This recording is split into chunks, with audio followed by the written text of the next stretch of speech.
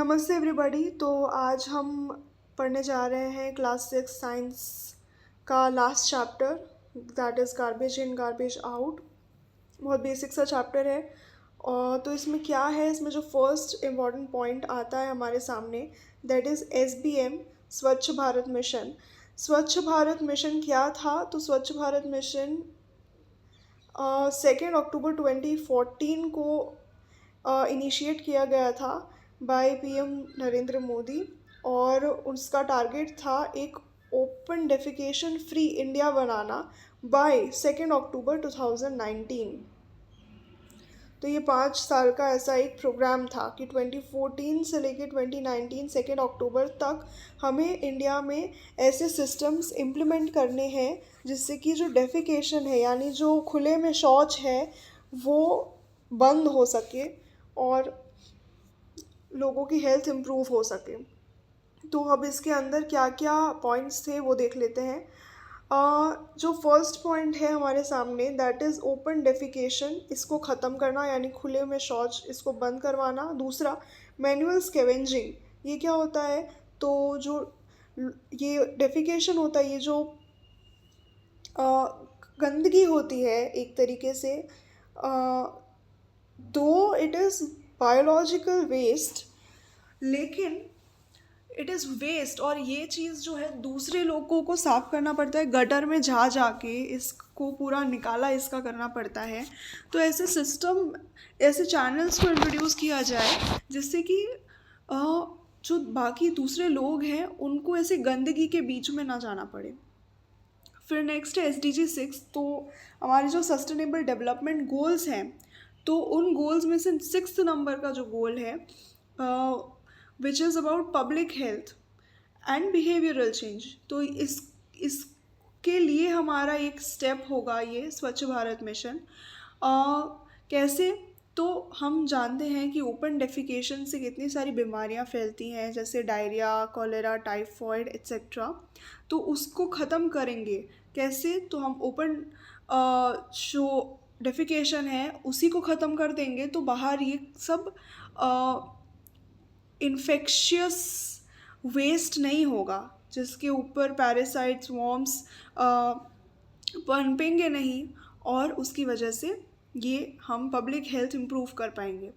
फिर unsanitary toilets को पोर flush toilets में कन्वर्ट करना। तो पहले तो जहाँ टॉयलेट्स ही नहीं है, पब्लिक टॉयलेट्स बनाएंगे bus stands, railway station, public places पे। At the end public places जितनी भी है वो सब कवर की गई, और साथ में लोगों के घरों में भी टॉयलेट्स बनाए गए, लेकिन जहाँ टॉयलेट्स थे उन्हें भी अपग्रेड किया गया।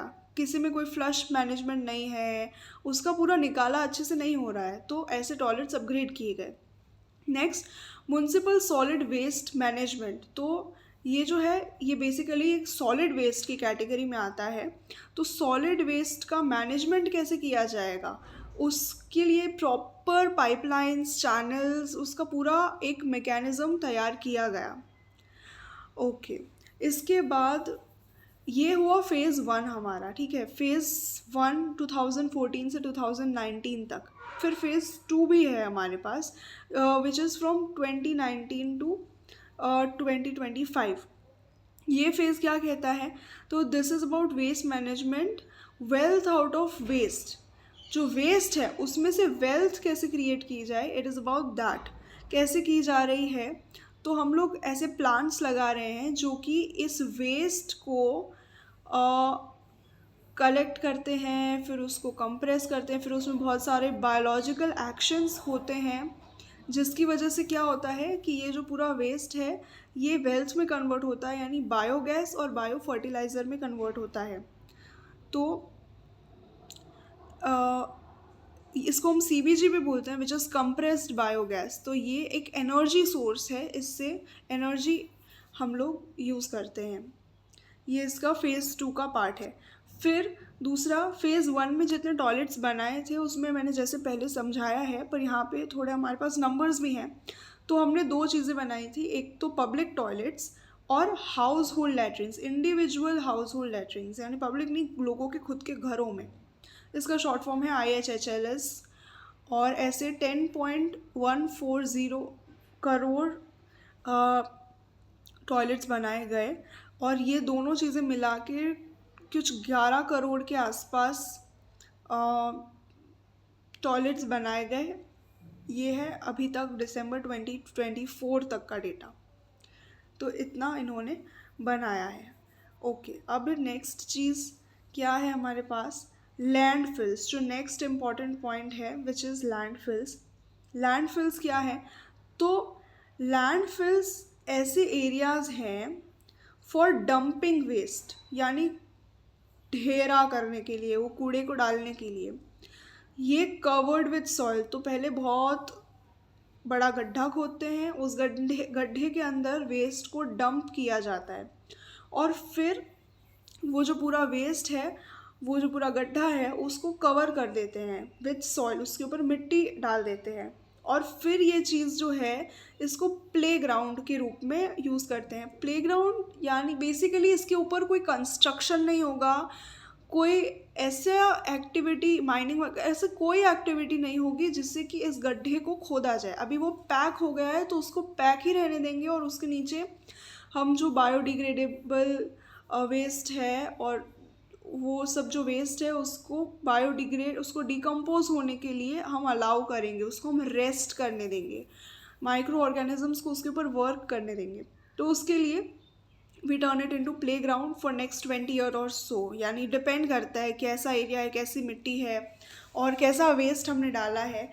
बट ये प्लेग्राउंड वाली बात तो ठीक है, पर इसके अलावा ये सारा जो वेस्ट होता है, ये गड्ढा है, इसके ऊपर कूड़े का ढेर बनता जाता है और पूरा पहाड़ बन जाता है इसके ऊपर। तो आगे हमारे पास ऐसे एग्जाम्पल्स भी हैं वेस्ट लैंडफिल्स के। ये रहा largest landfill of India. India का कौन सा सबसे बड़ा लैंडफिल है, तो ये है दियोनाल डंपिंग ग्राउंड, मुंबई में है, महाराष्ट्र में। कितना बड़ा है, तो 132 हेक्टर्स ऑफ ज़मीन, इतना बड़ा है ये, और इसकी हाइट 40 मीटर्स है। पर इसकी हाइट, ये कुछ डेटा थोड़ा पुराना है, पर इसकी हाइट अभी और बढ़ रही है, और further they ask permissions to increase height, क्योंकि इतना कूड़ा जा रहा है, कितना 600 metric tons approx 600 metric tons कचरा जा रहा है डेली। और ये सिटी का पूरा कचरा है भी नहीं, पर फिर भी इतना कचरा जा रहा है। तो ये तो बिगेस्ट लार्जेस्ट लैंडफिल इंडिया का है। जो वर्ल्ड का लार्जेस्ट लैंडफिल है that is apex regional landfill in Las Vegas, USA, और ये 890.3 हेक्टर्स बड़ा है। तो ये हमारा दूसरा पॉइंट हो गया। तो ये लैंडफिल्स में हम इतना कवर कर रहे हैं। इसके अलावा हमारे पास नेक्स्ट पॉइंट इम्पॉर्टेंट है अबाउट डस्टबिन्स। डस्टबिन्स में क्या है, एक डस्टबिन का एक पॉइंट एनसीईआरटी में दिया हुआ है, तो उसमें से हमारे पास क्या क्या पॉइंट्स बन सकते हैं। तो we have types of dustbins. तो हमारे पास पहला है ब्लू डस्टबिन्स, बहुत कॉमन है, हम लोगों ने भी बहुत ज़्यादा देखा है, रेगुलर हर जगह दिखता है। ब्लू डस्टबिन का काम क्या होता है, तो ड्राई रिसाइकलेबल कचरा फेंकने के लिए, जैसे पेपर को हम रिसाइकल करते हैं, कार्डबोर्ड को, ग्लास को, प्लास्टिक को, ये सब ऐसी चीज़ें हैं जिन्हें हम रिसाइकल करते हैं, और ये ड्राई होती हैं। तो इसके लिए we use blue dustbins. Next हमारे पास जो कलर है that is green. Green colour के डस्टबिन कहाँ पे यूज़ होते हैं, तो जो वेट और बायोडिग्रेडेबल यानी किचन वेस्ट हो गया, ऐसा कचरा फेंकने के लिए we use green coloured dustbins. उसके बाद next we have red colour के डस्टबिन। तो ये अगेन ऐसा कचरा है जो नॉन बायोडिग्रेडेबल है, जैसा ब्लू में non blue was also biodegradable but it was mainly recyclable. तो उसको बायोडिग्रेड करें, उससे बेटर, उसमें जितना एनर्जी वेस्ट होगा उससे बेटर है कि हम वो पेपर, कार्डबोर्ड वगैरह को रिसाइकल करके फिर से नए पेपर बना लें। पर ये वाला कम्प्लीटली नॉन बायोडिग्रेडेबल है, नॉन रिसाइकलेबल है। सॉफ्ट प्लास्टिक रिसाइकल होते हैं, लेकिन सभी प्लास्टिक नहीं, कुछ सॉफ्ट प्लास्टिक ऐसे होते हैं जिनको रिसाइकल भी नहीं किया जाता। क्योंकि उसको रिसाइकल करने में जितना कॉस्ट आता है और जितनी एनर्जी यूज़ होती है, इट इज़ नॉट अफोर्डेबल। और उसके अलावा बायोमेडिकल वेस्ट, ऐसे बायोमेडिकल वेस्ट जो होते हैं विच आर हैज़ार्डस, डेंजरस, उसको भी रेड डस्टबिन में डाला जाता है। दूसरा है yellow, yellow colour dustbin. Again medical waste के लिए ये होता है, इतना हम लोगों को नहीं दिखता है on a regular basis, but it is for medical waste, जिसमें सिरिंजेस, ब्लेड्स, ग्लव्स एट्सेट्रा ऐसी चीज़ें फेंकी जाती हैं। इसके अलावा नेक्स्ट हमारे पास है brown dustbin, which is again for completely for biodegradable, जैसे फूड स्क्रैप्स यानी कुछ खाने का बच गया, या यार्ड ट्रिमिंग्स, कोई ग्रासेस हैं, प्लांट्स हैं, तो again it falls in the category of biodegradable. और ये चीज़ें रिसाइकल नहीं हो सकती है, इसमें फूड स्क्रैप्स में क्या रिसाइकल करेंगे, पर इससे ऑर्गेनिक कंपोस्ट, मैन्योर, ये सब बना सकते हैं। तो that is why it is separately put together. तो जनरली ये सारे डस्टबिन जो हमने देखे, इसमें मोस्ट कॉमन तो रेड एंड ग्रीन है, सॉरी इसमें ब्लू एंड ग्रीन है, पर रेड, येलो और ब्राउन इतने कॉमन नहीं हैं, बट दे एग्जिस्ट, तो उसके लिए देखना वॉज इम्पॉर्टेंट। उसके बाद आफ्टर हार्वेस्ट पार्ट्स, इसके ऊपर एक पैराग्राफ दिया गया है एनसीईआरटी में। आफ्टर हार्वेस्ट पार्ट्स क्या होते हैं, तो खेती करने के बाद स्पेशली ऐसे सीरियल्स और ग्रेन्स में बहुत कॉमन है, राइस, वीट, मेज़ में, कि इसमें कुछ इनके सिर्फ सीड्स इम्पॉर्टेंट होते हैं और उसके बाकी का जो बचा हुआ पार्ट्स हैं, जिसमें कि हस्क आता है, फिर उसके स्टेम है, ये सब चीज़ें जो हैं ये इम्पॉर्टेंट नहीं होती है। तो फार्मर्स क्या करते हैं कि इसको दे बर्न इट, और इनको जब बर्न कर देते हैं तो बहुत सारा एयर पोल्यूशन होता है, और इसको बर्न ना किया जाए। We need to spread this awareness कि इन चीज़ों को, इन पार्ट्स को बर्न नहीं करो, पर इनसे नेचुरल फर्टिलाइज़र बनाओ। नेचुरल फर्टिलाइज़र जैसे कि कंपोस्ट, वर्मी कंपोस्ट और मेन्योर, ये चीज़ें बनाओ, तो ये इकोनॉमिकली भी आपको फ़ायदा देगा और इन्वायरमेंट के लिए तो अच्छा है ही है। फिर वर्मी कंपोस्ट के ऊपर एक डेडिकेटेड पैराग्राफ है। वो क्या कहता है कि वर्मी कंपोस्ट एक कंपोस्टिंग एक करके प्रोसेस है। तो क्या होता है इसमें, तो इसमें it is a type of compost जिसमें कि अर्थ फॉर्म यूज़ होते हैं। इसको बनाने में अर्थ फॉर्म का यूज़ होता है। अच्छा, कंपोस्ट जो होता है वो कोई भी ऑर्गेनिक मैटर होता है, वो उसके ऊपर माइक्रो ऑर्गेनिजम्स जैसे बैक्टीरिया, फंजाई इसके ऊपर एक्ट करते हैं और इसको ब्रेक डाउन करते हैं और इसको सिंप्लीफाई करते हैं। जैसे वो कॉम्प्लेक्स मॉलिक्यूल्स हैं, complex carbohydrates, complex protein fibres हैं, उसको बहुत ही सिंपल मिनरल्स में ये ब्रेक डाउन करते हैं, जिससे कि प्लांट्स इसको फिर से लेते हैं। तो ये एक नेचुरल प्रोसेस है, पर एक टाइम कंज्यूमिंग प्रोसेस है, और ये इसमें माइक्रो ऑर्गेनिजम्स होते हैं। लेकिन इसी चीज़ को अगर हम करें with the help of earthworms, तो इस चीज़ को, इस प्रोसेस को we call vermicomposting. Vermicomposting कैसे की जाती है ये भी लिखा हुआ है।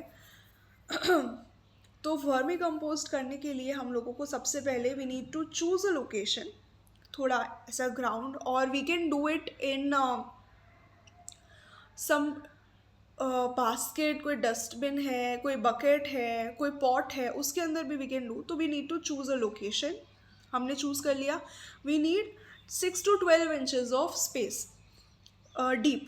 6 to 12 इंचेस क्यों, इससे ज़्यादा क्यों नहीं? जैसे मेन्योर वगैरह के लिए या कंपोस्टिंग के लिए हम और गहरा गड्ढा खोदते हैं, क्योंकि हमको माइक्रो ऑर्गेनिज्म चाहिए जो एरोबिकली, कुछ एनारोबिकली भी काम कर सकते हैं। पर अर्थवॉर्म से अगर हमको करना है, तो अर्थवॉर्म क्योंकि एरोबिक रेस्पिरेशन करते हैं, उन्हें ऑक्सीजन चाहिए होता है, तो बहुत डीप गड्ढा खोदेंगे तो ऑक्सीजन नहीं मिलेगा, तो हमारी ये चीज़ फेल हो सकती है। तो हम इतना हम गड्ढा करेंगे या इतना हम डीप कोई चीज़ ले लेंगे, उसके अंदर फिर हम ऑर्गेनिक मैटर हमारा कलेक्ट करेंगे, जैसे लीव्स हो गए, वेजिटेबल पील्स हो गए, फिर कोई ड्राई वेस्ट है बट ऑर्गेनिक वेस्ट, ठीक है, ये हम कलेक्ट करेंगे। फिर हम हमारा जो जगह है उसमें हम एक लेयर बनाएंगे सैंड का या ब्रोकन ब्रिक्स, तो बेसिकली हम उसको थोड़ा सा रफ रखेंगे, कोई स्टोन्स है, पेबल्स है, या फिर ब्रोकन ब्रिक्स, सैंड, हम ऐसी ऐसी एक लेयर हम मिमिक करेंगे इसको, जो नेचुरल सॉइल कंडीशंस होती हैं जिसमें नीचे थोड़े बड़े पार्टिकल्स होते हैं फिर उसके ऊपर छोटे छोटे छोटे पार्टिकल्स, तो अर्थ वो हम नेचुरली जैसे हैबिटेट में रहते हैं वैसा हम एक मिमिक करेंगे।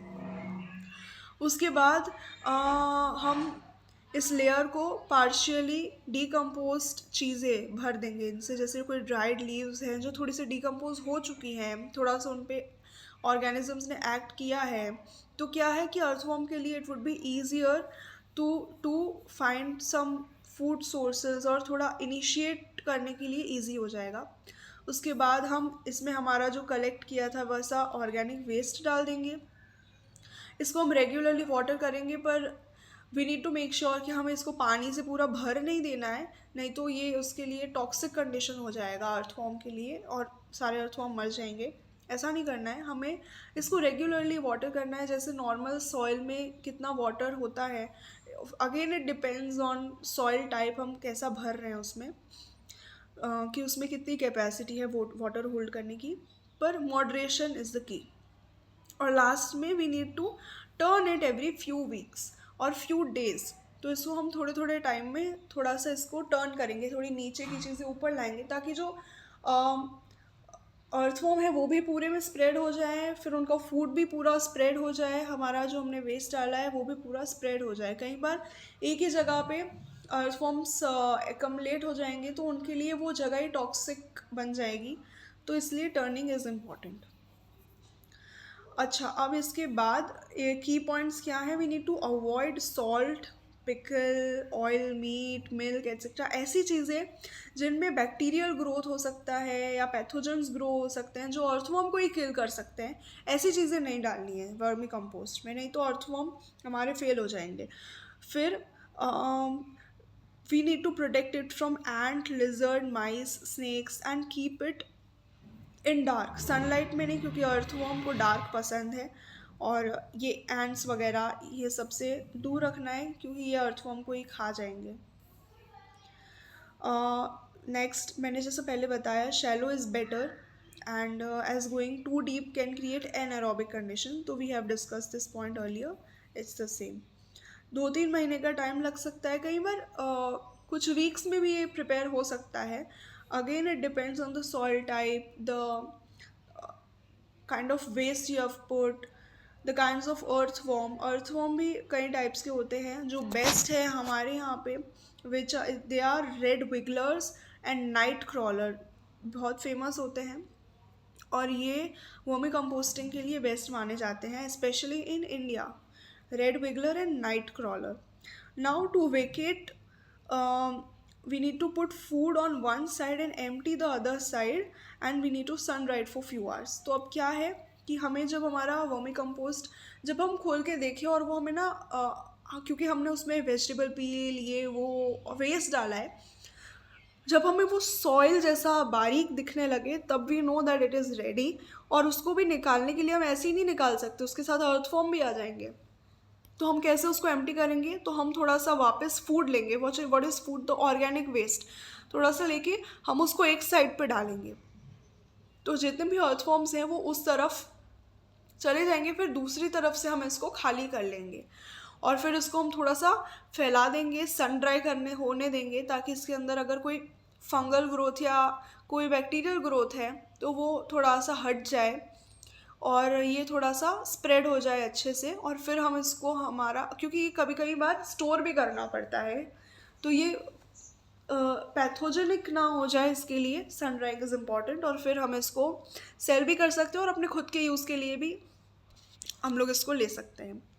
Next, they do not have teeth but gizzards, तो अर्थवॉर्म की बात हो रही है। अर्थवॉर्म में दांत नहीं होते हैं, अर्थवॉर्म के गिजार्ड्स होते हैं, तो ऐसा मैकेनिज्म है उनकी बॉडी में, और वो जब पार्टिकल्स लेते हैं तो वो उस गिजार्ड के थ्रू उसको क्रश करते हैं। और एक फैक्ट है उनके बारे में कि they can eat equal food equal to their weight in 1 day. और इसके साथ दूसरा ये भी है कि हम थोड़े से सी शेल्स या कुछ ऐसी चीज़ें जो थोड़ी सी करकरी सी हो वो डालेंगे तो उनके लिए इस चीज़ को पाउडर करना और आसान हो जाएगा टू हेल्प देम। फिर एक पेपर माशे का एक कॉन्सेप्ट दिया गया है एनसीईआरटी में। ये क्या है? This is clay plus paper plus rice husk, ये तीनों चीज़ों को मिला के इसका एक पेस्ट बनाया जाता है। और इस पेस्ट को बास्केट्स पे, बकेट्स पे, मग्स पे, इन पे अप्लाई किया जाता है। क्यों? To make it stronger. और ऐसा पुराने ज़माने में किया जाता था। तो ये ऐसे बताया जा रहा है कि ये जो राइस हस्क जिनको लोग जला देते हैं और पॉल्यूशन क्रिएट करते हैं, उसका कितना अच्छा यूज़ हो सकता है। फिर पेपर जो वेस्ट हो गया, कोई न्यूज़पेपर है, कुछ पुराने लिखे हुए पेपर है जिनका अब कुछ काम नहीं है, उन पेपर को, और क्ले, इन चीज़ों से ऐसे बास्केट्स को कवर करने, उसको स्ट्रॉन्ग करने के लिए ऐसे पेस्ट प्रिपेयर किया जाता है। इन चीज़ों से फिर कोई मास्क है, टॉयज़ है, ऐसी चीज़ें भी बनाई जा सकती हैं। तो बाहर से प्लास्टिक के मास्क लेना या फिर बाहर से पेपर मास्क लिए, उससे जो पोल्यूशन होगा उसकी जगह पेपर माशे का यूज़ किया जा सकता है। रिसाइकलिंग ऑफ पेपर, इसका भी एक पैराग्राफ है। तो कैसे हुआ जाता है? तो रिसाइकलिंग के लिए हम ओल्ड पेपर को कलेक्ट करते हैं, उसको एक दिन के लिए पानी में डुबा के रखते हैं। फिर नेक्स्ट डे हम उसको पाउंड कर करके, यानी उसको मस्त कूट कूट के उसका एक पेस्ट, थिक पेस्ट बना लेते हैं। इसको हम, हमारे एक जाली होती है पूरी नेट वाली, इसके ऊपर हम इसको स्प्रेड कर देते हैं। फिर इसको स्प्रेड कर देंगे, फिर इसको रेस्ट करने देंगे, इसके ऊपर थोड़ा वज़न रख देंगे ताकि पानी इसका सब निकल जाए। इसके ऊपर हम न्यूज़पेपर भी स्प्रेड कर सकते हैं ताकि वो भी पानी को एब्जॉर्ब कर ले।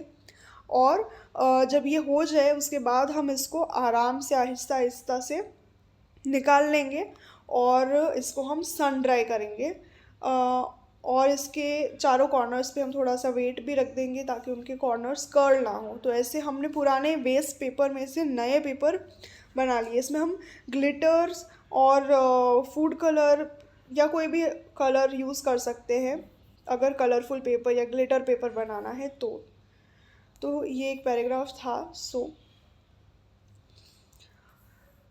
नेक्स्ट है प्लास्टिक्स हमारे पास। तो प्लास्टिक्स जो हैं, तो प्लास्टिक को बर्न करते हैं, जलाते हैं, उससे क्या क्या होता है? तो बहुत सारी टॉक्सिन गैसेस रिलीज़ होती हैं, जैसे कि dioxin, furans, carbon monoxide, hydrogen cyanide, VOCs, methane, ethylene, PCBs. तो ऐसी सारी गैसेस बहुत हार्मफुल गैसेस हैं, जिनमें कि डाइऑक्सिन और फ्यूरेन्स तो बहुत ही ज़्यादा हार्मफुल है। And they are known for causing cancer and endocrine system, जो हमारा endocrine hormonal system, messaging system है, उसको हार्म करता है, उसको कैंसर कॉज करता है। ऐसे सारे गैसेस रिलीज़ होते हैं। सो इट इज़ क्लियर कि हमें प्लास्टिक को बर्न तो नहीं करना चाहिए, पर प्लास्टिक का इतना सारा वेस्ट होता है, उसका हम क्या करें? तो नॉन डिकम्पोजेबल है प्लास्टिक। पहली बात तो डिकम्पोज नहीं होगा, बैक्टीरियल एक्शन से ये डिकम्पोज तो नहीं होता है। अच्छा, क्यों नहीं होता है? क्योंकि प्लास्टिक जो मटेरियल है, इसके जो दो पार्टिकल्स हैं, उनके बीच में बहुत स्ट्रॉन्ग बॉन्ड है। तो पहला एक तो ये रीज़न है। दूसरा, ये जब ब्रेक डाउन होता है छोटे पार्ट में, तो ये माइक्रो प्लास्टिक बनाता है, यानी कंप्लीटली डिसअपियर तो नहीं ही होता है, माइक्रो प्लास्टिक बनाता है, जो कि सॉइल में चला जाता है, पानी में चला जाता है, और एट द एंड वो ह्यूमंस और बाकी के जितने ऑर्गेनिजम्स हैं उनके अंदर, उनकी बॉडी में चल जाता है और उन्हें हार्म कॉज करता है। और इस प्रोसेस के तहत भी ये बहुत सारे टॉक्सिक केमिकल्स रिलीज़ करता है। So plastic is that much harmful. फिर बायोडिग्रेडेबल प्लास्टिक्स भी मार्केट में होते हैं। So what are biodegradable plastic? कि इनके ऊपर जो ऑर्गेनिजम्स हैं, माइक्रो ऑर्गेनिजम्स हैं, वो एक्ट करके इसको स्मॉलर पार्ट में ब्रेक डाउन कर सकते हैं। इसमें पीजी होता है, पॉली ग्लाइकोलिक एसिड जो होता है, ये ऐसे प्लास्टिक्स में प्रेजेंट होता है। इसकी वजह से ये बायोडिग्रेडेबल बनते हैं, but again it is not a safe option, because ये जो ये जो प्रोसेस है ये भी टॉक्सिन्स रिलीज करता है और ये भी माइक्रो प्लास्टिक्स में ही एट द एंड रिजल्ट करता है। तो प्लास्टिक्स को तो जितना कम यूज़ करो और रिसाइकल करो वही बेस्ट है। प्लास्टिक के बहुत सारे ग्रेड्स भी होते हैं, बहुत सारे टाइप्स भी होते हैं। जैसे कि ग्रेड्स ऑफ प्लास्टिक के अंडर हमारे पास है पहला पीपी यानी पॉलीप्रोपाइलीन। ये कैसा है, तो ये प्लास्टिक है विच इज़ हीट रेजिस्टेंट, और इसीलिए इसको फूड और ड्रिंक पैकेजिंग के लिए यूज़ किया जाता है। दूसरा हमारे पास जो प्लास्टिक है it is PS polystyrene. It is light weight but rigid, तो इसीलिए इसको पैकेजिंग में, इंसुलेशन में, या फिर डिस्पोजेबल कटलरी जो होती है, ऐसे डिस्पोजेबल प्लेट्स और स्पून्स होते हैं, फॉक्स होते हैं, उसमें इसको यूज़ किया जाता है। और नेक्स्ट है हमारे पास पॉलीविनाइल क्लोराइड पीवीसी, बहुत फेमस, फ्लेक्सिबल है, स्ट्रॉन्ग है, इसलिए इसको पाइप्स में या मेडिकल डिवाइसेस में या इंसुलेशन के लिए यूज़ किया जाता है। इसके बाद नेक्स्ट है लो डेंसिटी पॉलीइथाइलिन एलडीपीई, तो ये ट्रांसपेरेंट होता है और फूड पैकेजिंग में यूज़ होता है। और दूसरा इसका वर्जन है it is high density polyethylene. तो ये जो हाई डेंसिटी पॉलीइथाइलिन होता है इसको HDPE कहते हैं। इट इज़ हार्ड ओपेक, तो बॉटल, टॉयज, कंटेनर्स, इन सब में इसको यूज़ किया जाता है। इसके बाद जो नेक्स्ट है इट इज़ सिक्स नंबर पे वी हैव पॉलीइथाइलिन टेट्राफ्थलेट PET, और ये रिजिड है, ट्रांसपेरेंट है और पैकेजिंग में यूज़ किया जाता है। इसके अलावा एक और है ABS acrylo nitrile butadiene styrene. ये जो है ये टफ़ है, इट इज़ इम्पैक्ट रेजिस्टेंट, इसीलिए इसको ऑटोमोबाइल के पार्ट्स में और ऐसे महंगे टॉयज़ वगैरह में इसको यूज़ किया जाता है। So that is it for the chapter, और NCERT पॉइंट ऑफ व्यू से I think it is this much from my side. Thank you, hope you like it.